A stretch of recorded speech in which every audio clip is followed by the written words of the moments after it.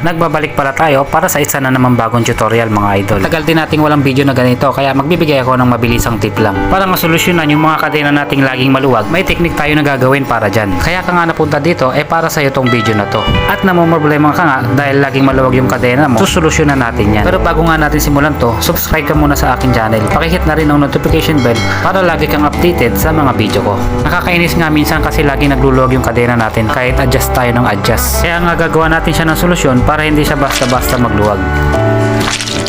Okay, simulan natin to agad para mabilis tayo matapos. Nakaready na pala yan at maluwag na lahat ng tornilyo para wala nang paligoy-ligoy pa.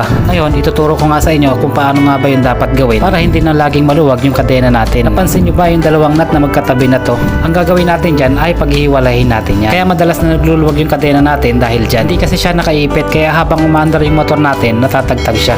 Kaya nga ang gagawin natin ay paghihiwalayin natin siya para nga umipit at hindi na laging maluwag yung kadena. Etong kabila ay ganun din ang gagawin natin. Paghihiwalayin din natin at ilalagay natin dito para nakaipit at hindi siya magluwag. Subok na to at matagal ko nang ginawa. Bale, ginawan ko lang siya ng tutorial para may idea din kayo. Para nga hindi na rin kayo ma-stress kung bakit lagi nagluluwag yung mga kadena natin. Proven and tested kaya siguradong hindi ka na mai-stress. Pasensya na kayo, isang kamay lang yung kaya kong gamitin kasi nagbibideo ako. I-adjust lang natin siya ng sagad dun sa pinakadulo ng thread para nga mas maigpitan natin yung kadena niya. Maya-maya ay isasagad natin yan. Ganito nga lang yung gawin nyo para umipit nga siya at hindi siya basta-basta magluwag. Ngayon, pag naisagad natin yung nut sa pinakadulo ng thread, saka natin nahatakin yung gulong niya para nga humigpit yung kadena.